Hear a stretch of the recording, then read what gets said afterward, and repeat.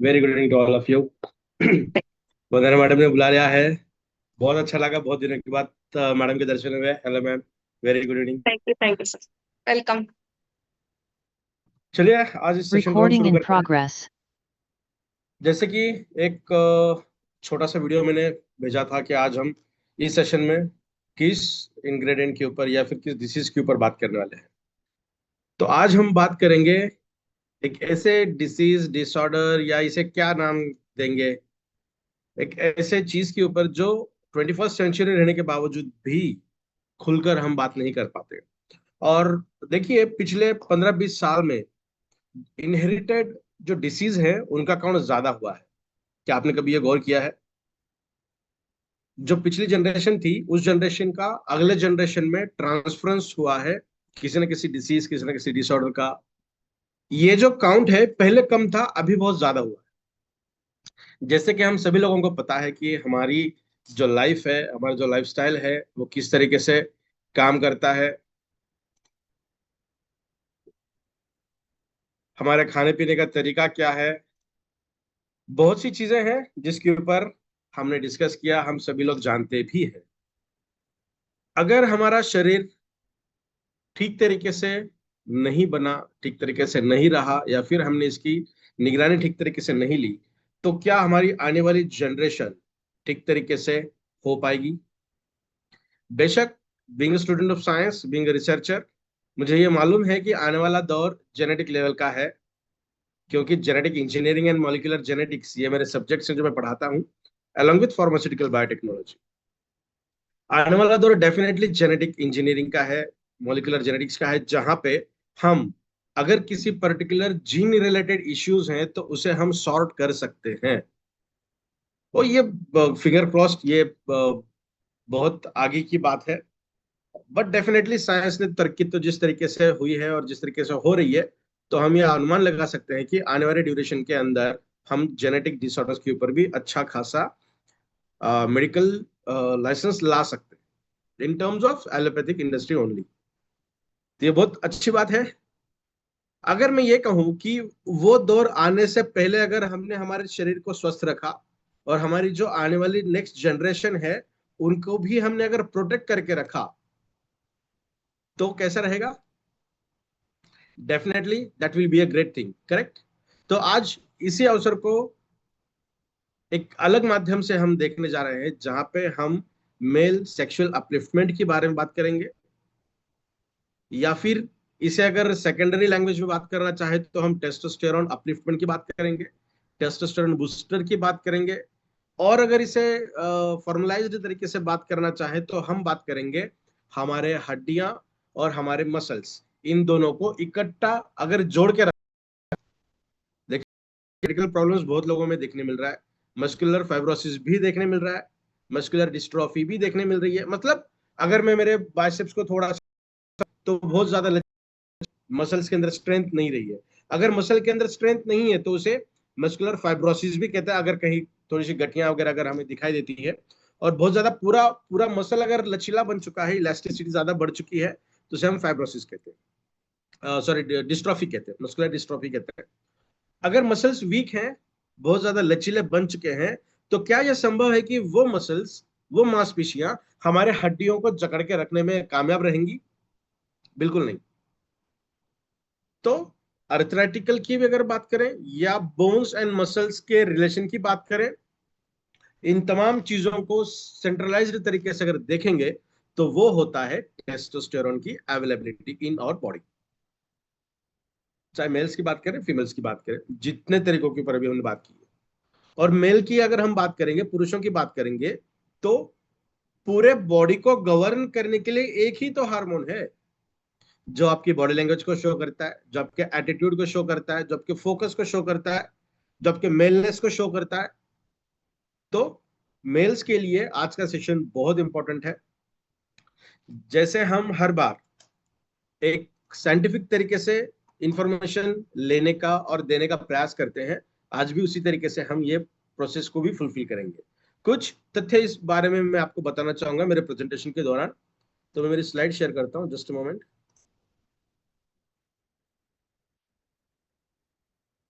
आई hope मेरी slide share हो चुकी है।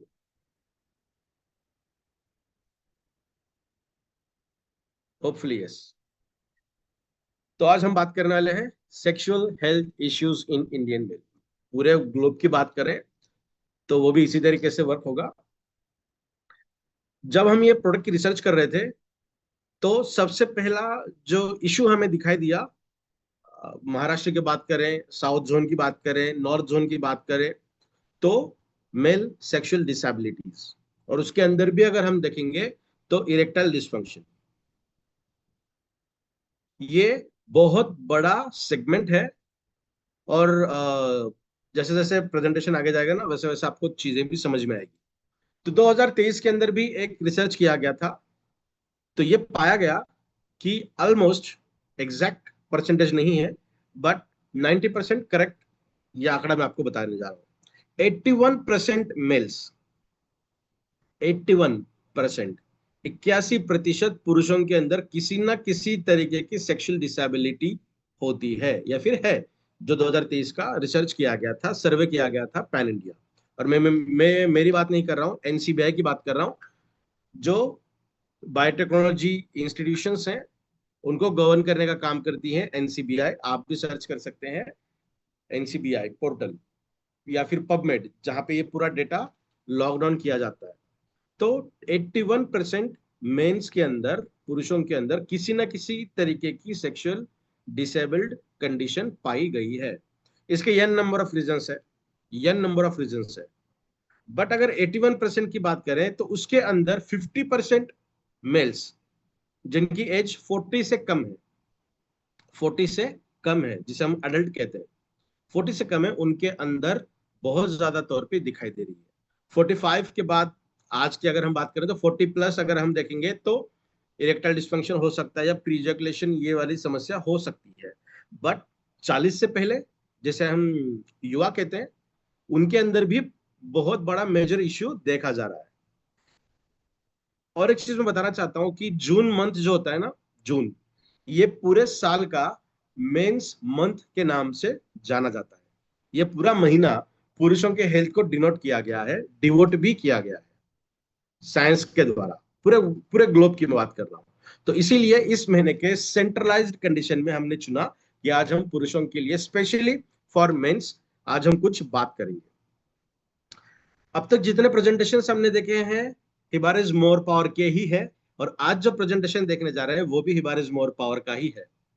ऐसा ना समझे कि आज जो हम डिस्कस करने वाले हैं ये प्रोडक्ट पर्टिकुलर काम कर रहा है।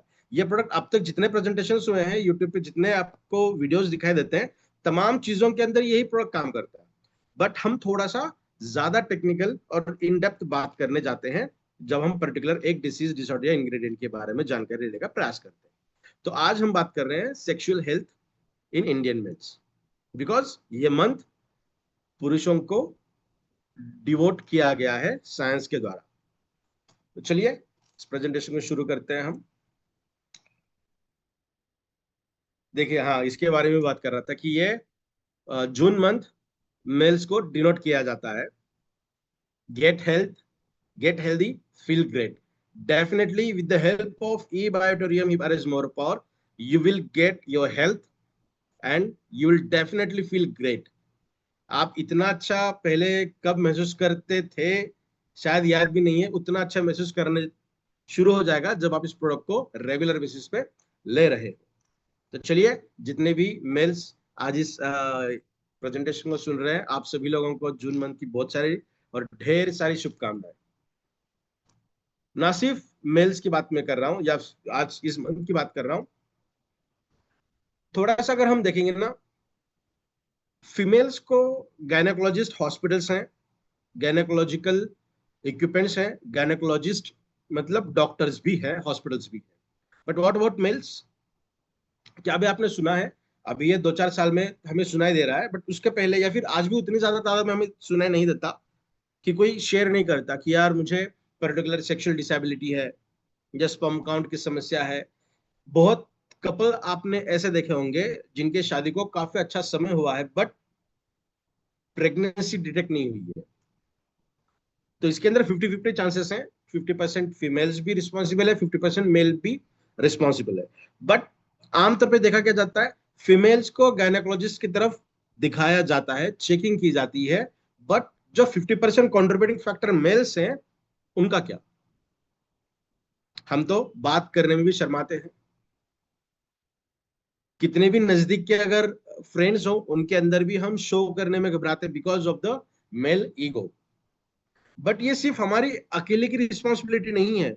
आपके द्वारा या फिर हमारे द्वारा जो नेक्स्ट जनरेशन आने वाली है, उस जनरेशन को भी अच्छी तरीके से बर्थ देना, यही हमारी रिस्पॉन्सिबिलिटी है।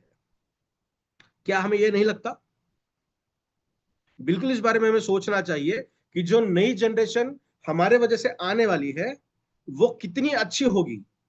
ये कौन तय करेगा? ये हमारे बॉडी के अंदर, सेल के अंदर प्रेजेंट रहने वाला डीएनए। और हम क्या कहते हैं, आज जितने भी डिसीजेस एंड डिसऑर्डर्स हैं वो हमारी गलत लाइफस्टाइल की वजह से है, करेक्ट? हमारे गलत खाने पीने की वजह से है, हमारे सोने का समय नहीं है, उठने का समय नहीं है, इसी वजह से है।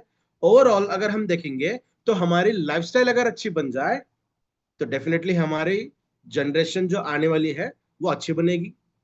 बट दुर्भाग्यवश हम हमारी लाइफस्टाइल को उतनी सटीक तरीके से कन्वर्ट नहीं कर पाएंगे बिकॉज ऑफ पोल्यूशन ज्यादा है, आर्टिफिशियल इंटेलिजेंस ज्यादा है।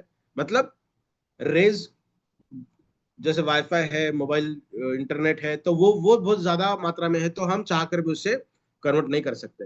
बट डेफिनेटली हम हमारी हेल्थ को अच्छा जरूर कर सकते हैं with the help of good, better and best nutraceutical.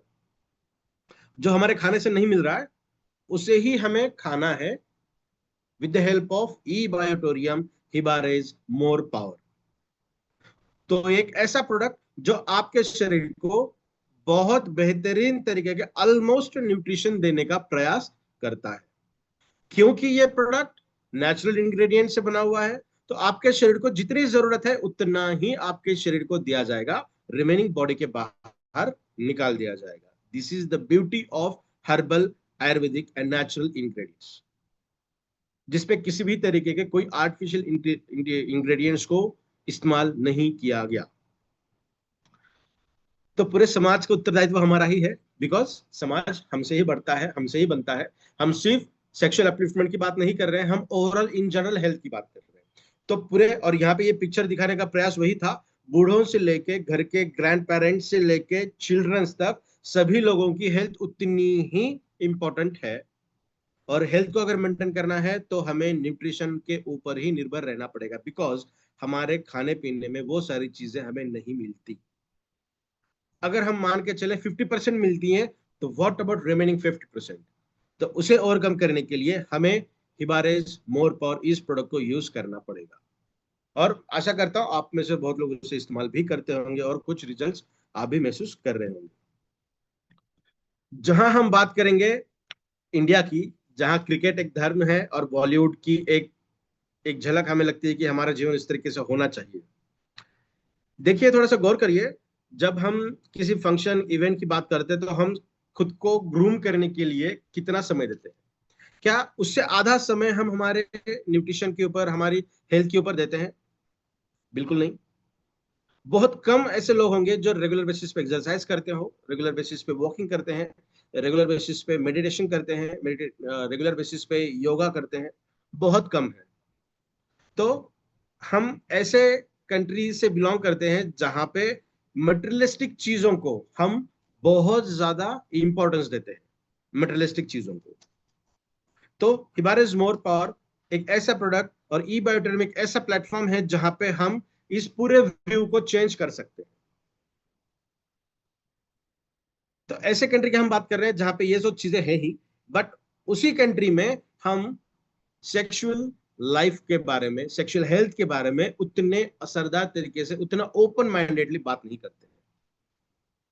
जैसे कि इरेक्टाइल डिस्फंक्शन हो, जैसे कि प्री इजैकुलेशन हो, या प्रीमैच्योर इजैकुलेशन भी कह सकते हैं इसे, या फिर इनफर्टिलिटी हो। अगर इस बारे में हम बात करें ना, तो ऐसा लगता है कि हम किसी वर्जित क्षेत्र में कदम रख रहे हैं, जहां पे एंट्री नहीं है, रेस्ट्रिक्शन है, उसके बारे में आपको बात ही नहीं कर रही है, और उस तरीके की हम बात कर रहे हैं। बट ये बिल्कुल गलत है। हमें फोकस होना चाहिए, हमारा एजुकेशन हमारा उस तरीके से होना चाहिए। और आज ये प्रयास ई ग्रोथ एकेडमी के माध्यम से वही है कि हमारा फोकस इन चीजों को गलत निगाहों से देखने के बजाय पर्टिकुलरली एजुकेशन लेते हुए, नॉलेज लेते हुए हम इसे समझने का प्रयास करेंगे, ताकि हम हमारे हेल्थ, हमारे परिवार की हेल्थ के ऊपर ध्यान दें। आज इस प्रेजेंटेशन में हम क्या देखेंगे, अंडरस्टैंडिंग क्या क्या है, सेक्सुअल डिसेबिलिटीज क्या क्या है, अवेयरनेस किस तरीके से होना चाहिए और एक्शंस क्या क्या लेने चाहिए। जैसे हम बात करेंगे erectile dysfunction, major contributing factors जो है, जो हमारे नियर विसिनिटी के हैं, वो कहते हैं डोंट टेल टू एनीवन, किसी के साथ आपको ये शेयर नहीं करना है। अगर फीमेल्स को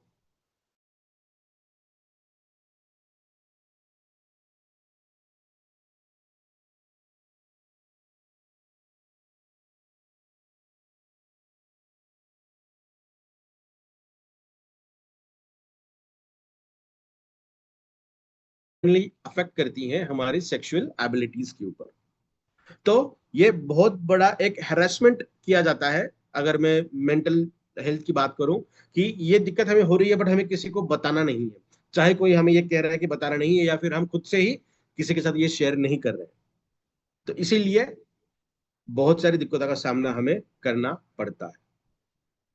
सेक्सुअल हेल्थ सिर्फ एक अपलिफ्टमेंट ही नहीं है, एक एंजॉयबल कंडीशन नहीं है, वो हमारी मेंटल हेल्थ, हमारी सेल्फ स्टीम, हमारे रिलेशनशिप, हमारे स्ट्रेस को कम करने के लिए और ओवरऑल हमारी अच्छी लाइफ को, या फिर हमारे लाइफ की क्वालिटी को बेहतर करने में मदद करता है।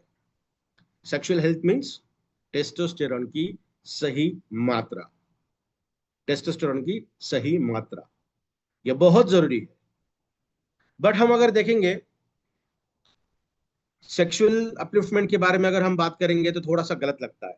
सिर्फ सेक्सुअल अपलिफ्टमेंट ही नहीं, अगर उसके ऊपर हम ठीक तरीके से ध्यान नहीं देंगे तो erectile dysfunction, infertility, zero interest in sexual life, इन सभी चीजों के अंदर हम खुद को ढकेल देते हैं। और सेक्सुअल लाइफ अच्छी रहना मतलब आपके हार्ट रिलेटेड समस्या को मेंटेन करना, आपका हार्ट अच्छा रखना, हार्मोनल बैलेंस को अच्छा रखना, और आपके साइकोलॉजिकल कंडीशन को भी मेंटेन रखना। तो ये सिर्फ रिप्रोडक्शन वाली बात नहीं है, ये सिर्फ नेक्स्ट जनरेशन को लाने वाली बात नहीं है, ये हमारे खुद के लाइफ को भी मेंटेन रखने के लिए और हमारी लाइफ के क्वालिटी को भी और अच्छा बनाने के लिए टेस्टोस्टेरोन का रहना, उसकी मात्रा अच्छी रहना बहुत इंपॉर्टेंट है। आशा करता हूं आप लोगों को समझ में आ रहा होगा कि जो मैं आपको कन्वे करना चाह रहा हूं। At least one sexual health disorder was reported by 81% of the men, जिसके बारे में अभी हमने बात की कि 81% मेल्स के अंदर किसी ना किसी एक तरीके की सेक्सुअल डिसेबिलिटी दिखाई देती है, चाहे वो टेम्पररी हो, चाहे वो एक परमानेंट हो। फॉर एग्जाम्पल डायबिटिक अगर कोई पेशेंट है और क्रॉनिक कंडीशन है, बहुत सालों से डायबिटिक है, इंसुलिन लेते जा रहे हैं 5 7 10 साल से, तो उनके बॉडी के अंदर टेस्टोस्टेरोन की कमी पिछले 10 साल से कम है। जब इंसुलिन शुरू करने जा रहे थे उसके पहले भी बहुत सारी कंडीशन वैसी थी डायबिटिक वाली, और तब जाके इंसुलिन शुरू हुआ, पहले दिन इंसुलिन शुरू नहीं हुआ था सॉरी।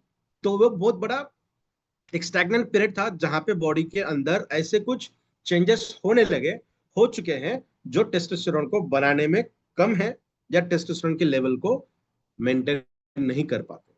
उसी के ऊपर हम थोड़ा सा बात करेंगे क्या क्या इश्यूज हो सकते हैं। First one is decreased sex drive, मतलब इंटरेस्ट नहीं रहना।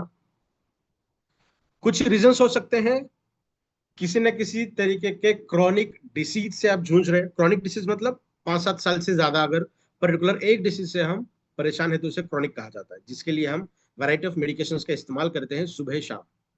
For example diabetes, for example cardiac related कोई मेडिकेशन हो सकती है, मेंटल रिलेटेड कोई मेडिकेशन हो सकती है, डिप्रेशन के लिए हो सकती है, एंजाइटी के लिए हो सकती है, बहुत सारी चीजें हो सकती हैं।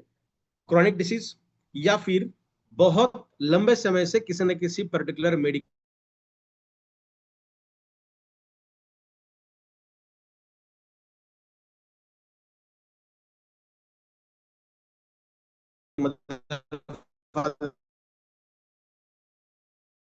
इजैकुलेशन जिसे पीईबी कहा जाता है, इंटरकोर्स के अंदर बहुत जल्द ही सीमन का इजैकुलेशन हो जाना, वो भी एक समस्या है।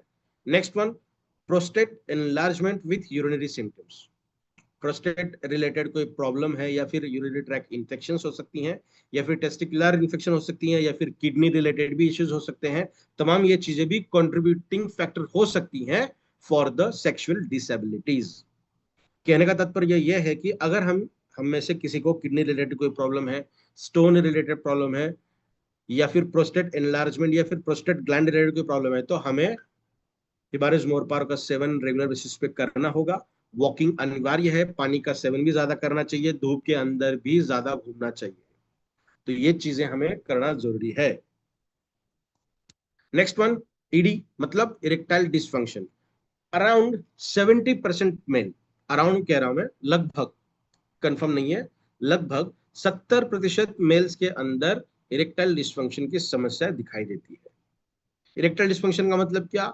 सेक्सुअल ऑर्गन को ज्यादा स्ट्रेंथ ना मिलना, उसके ऊपर हम बात करने जा रहे हैं। इसका एक बहुत अच्छा एक बायोमैकेनिक हम देखने वाले हैं, मतलब एक सिंथेसिस पाथवे देखेंगे जहां पे ये किस तरीके से हार्मोनल बैलेंसिंग किया जाता है फॉर सेक्सुअल ड्राइव।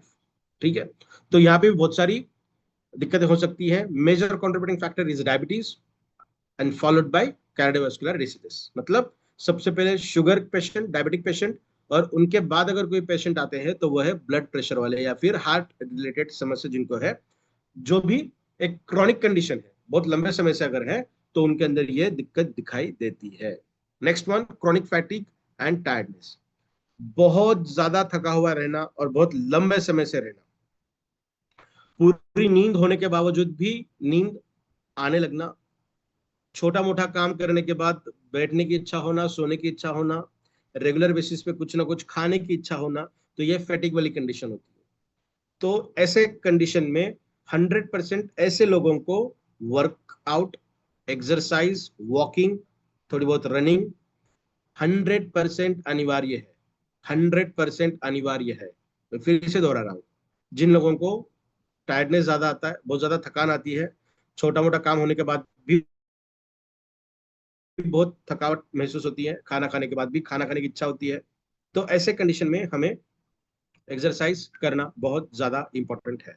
देखिए हमने लिखा भी है नीचे, the modern day sedentary lifestyle. मतलब ये जो सेडेंटरी लाइफस्टाइल है, जो आज की हमारी लाइफस्टाइल है, उसी को सेडेंटरी लाइफस्टाइल कहा जाता है, जो कॉमन कॉज होती है हमारे बॉडी के अंदर सेक्सुअल डिजायर को कम करना।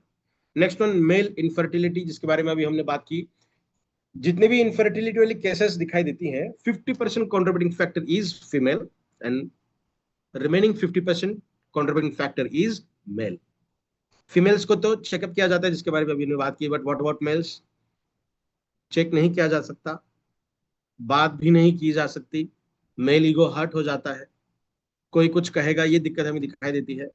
घबराने की जरूरत नहीं है।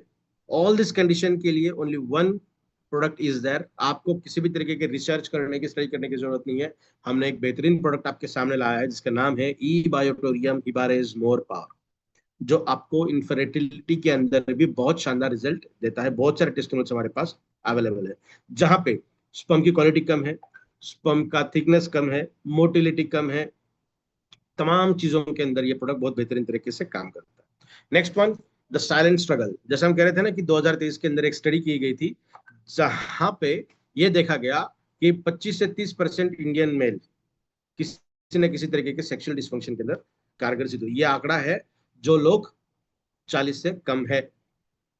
और जो हम बात कर रहे थे ना 81%, वो जनरल बात कर रहे हैं, जितने भी मेल्स है अराउंड 60 ईयर्स की तक कंसिडर किया जाता है, 18 उम्र से लेके 60 साल की उम्र तक 81%।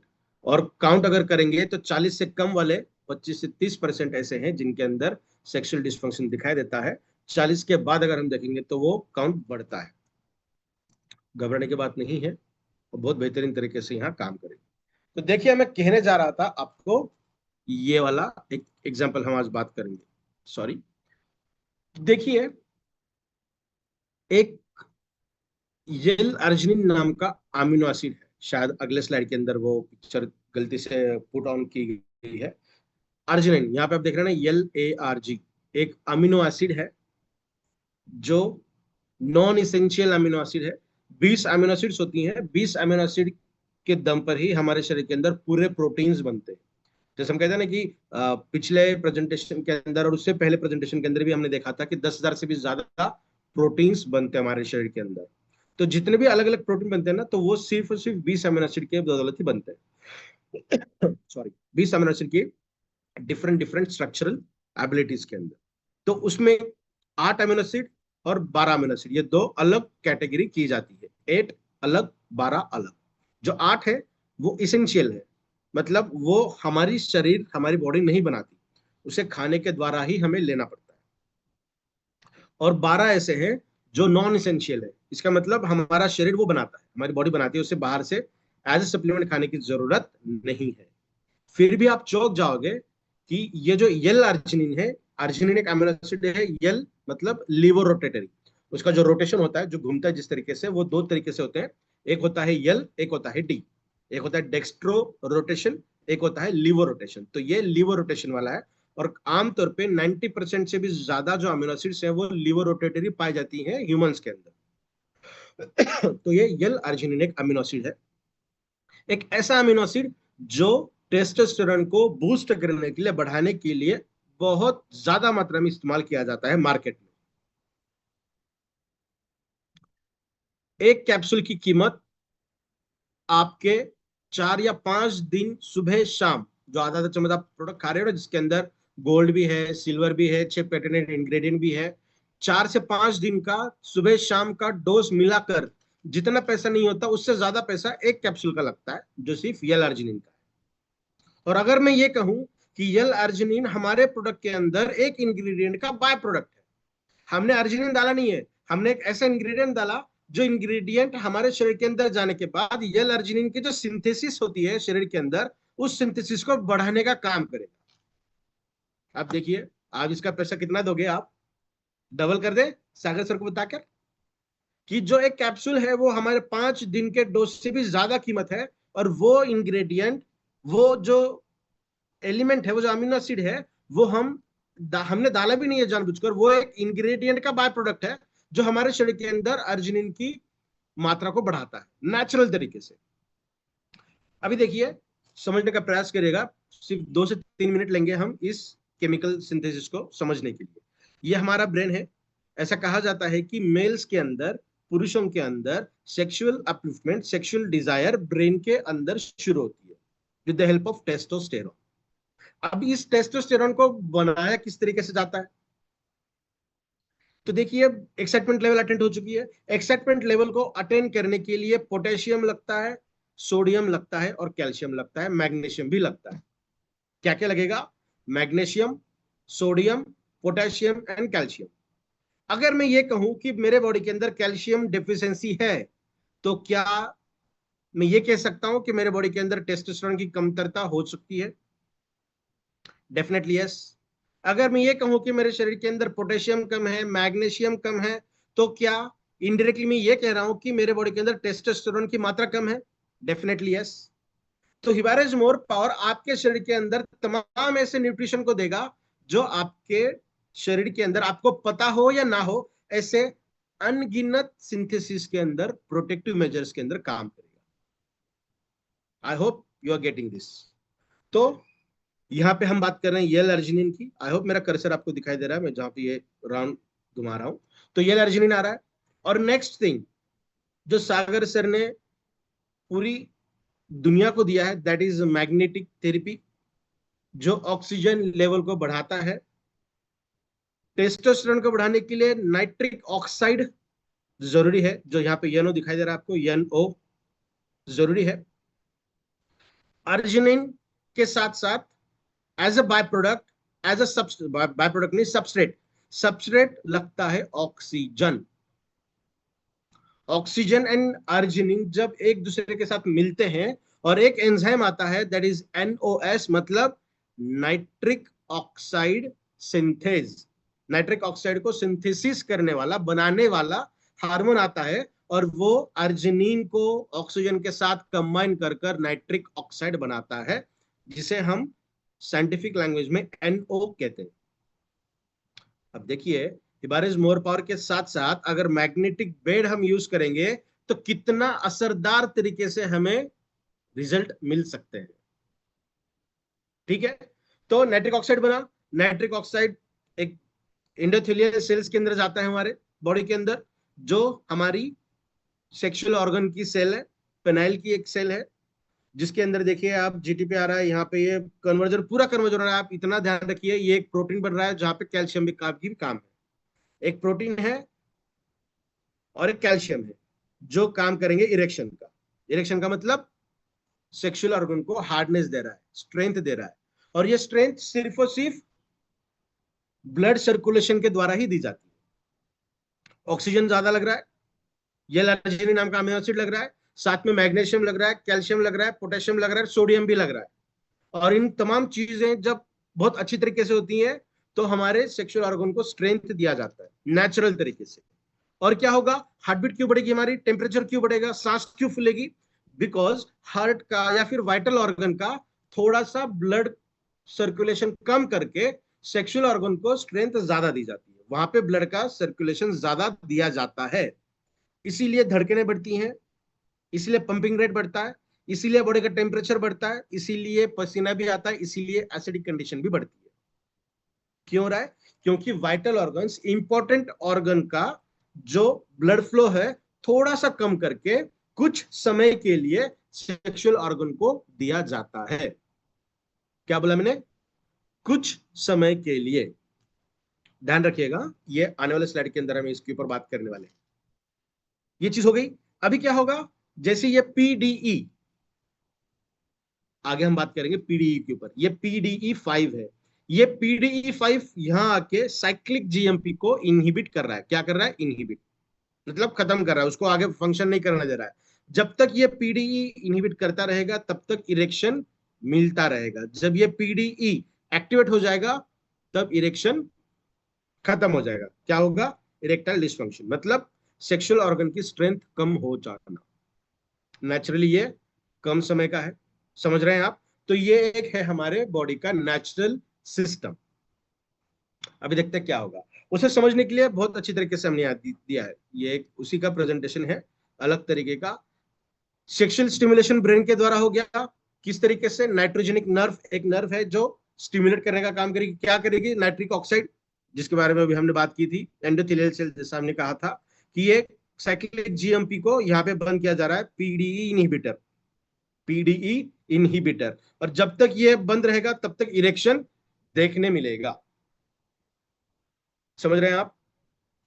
अभी देखिए, एलोपैथिक इंडस्ट्री के अंदर बहुत बेहतरीन तरीके का एक ड्रग आया जो ऐसे पेशेंट्स के अंदर काम करता है जिनके बॉडी के अंदर जीरो टेस्टोस्टेरोन है, कम मात्रा में है।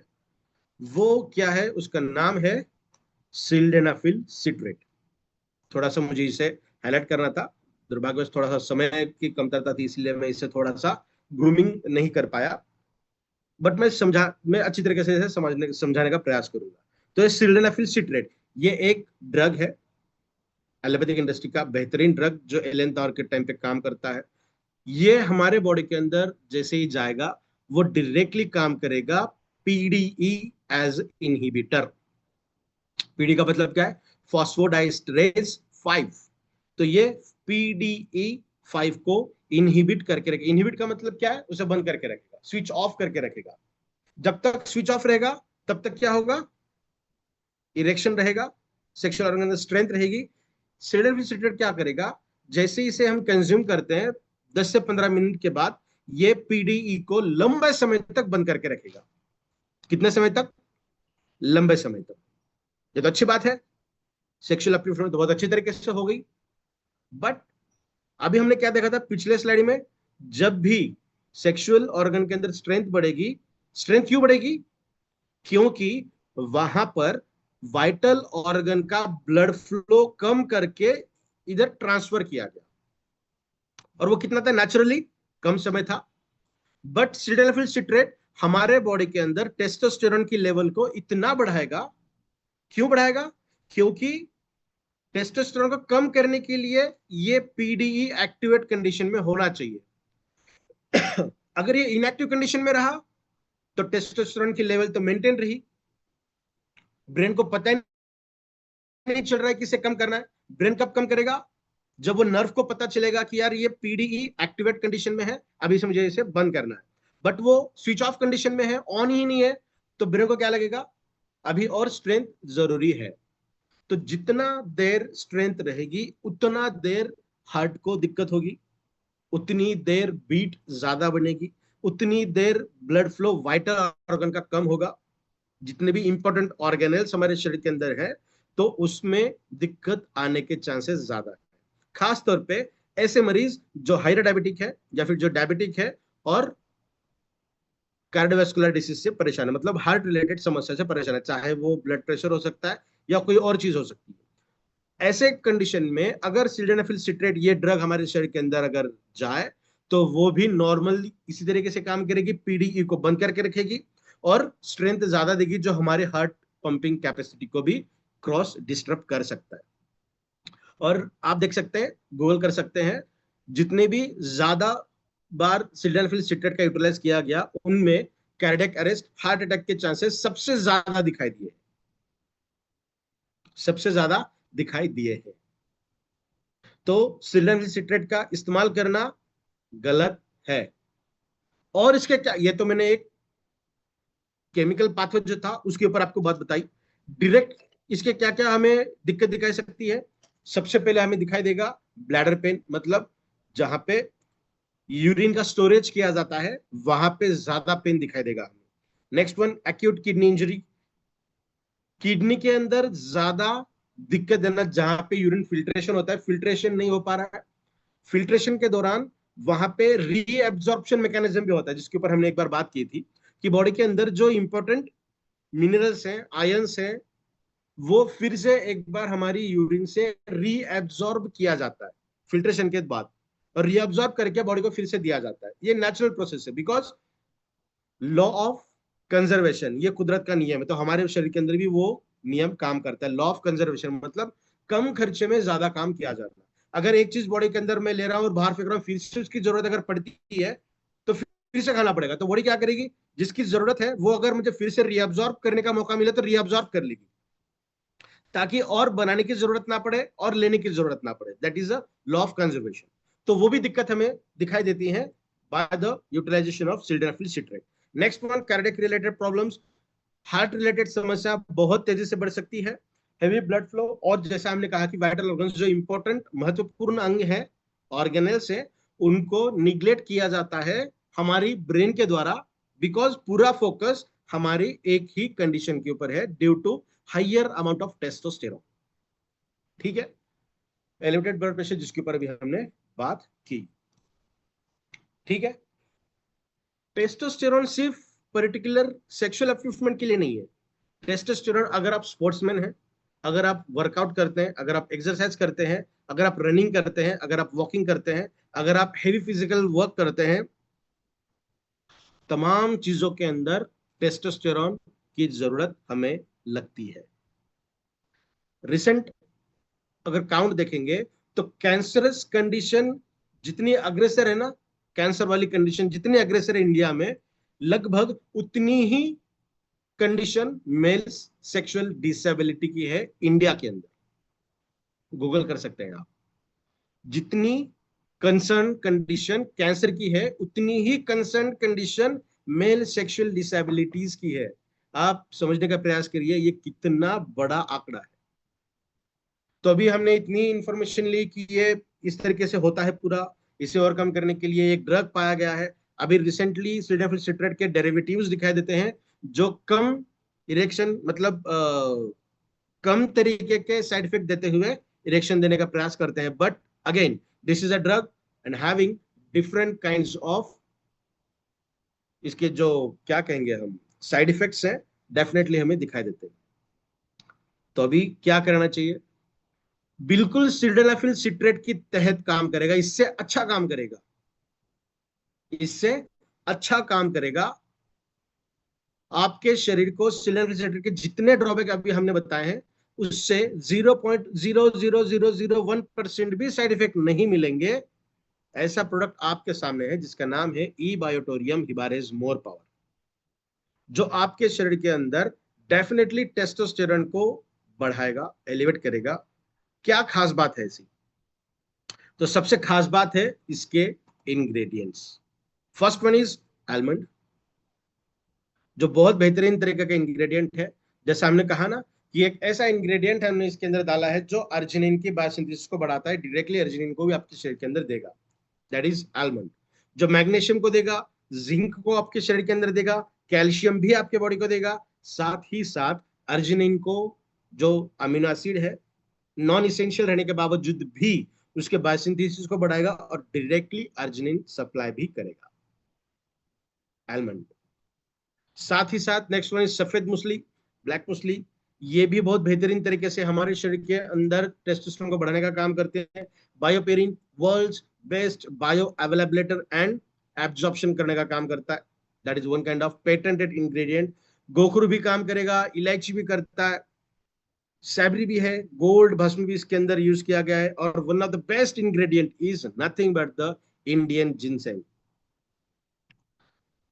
आपने सुना होगा ना कि अश्वगंधा का यूज किया जा रहा है, अश्वगंधा है, हमने अश्वगंधा का पेटेंटेड इंग्रेडिएंट इसके अंदर डाला है, शाहगंधा। अश्वगंधा के 10% काम अगर दिखाई दे रहा है तो शाहगंधा के 20% काम दिखाई देगा। क्यों? हल्दी ज्यादा काम करेगी या कुरकुमिन ज्यादा काम करेगा?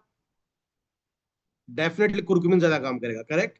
तो अश्वगंधा काम करेगा या शाहगंधा काम करेगा? अश्वगंधा तो काम करेगा ही, बट उससे कई गुना अच्छा काम करेगा और ज्यादा काम करेगा Shahgandha, because Shahgandha is a active biomolecule of ashwagandha. इलायची है, कौंच बीज, one of the best ingredient, Shahgandha जिसके बारे में अभी बात की। तो ये रहा आज का प्रेजेंटेशन। ना सिर्फ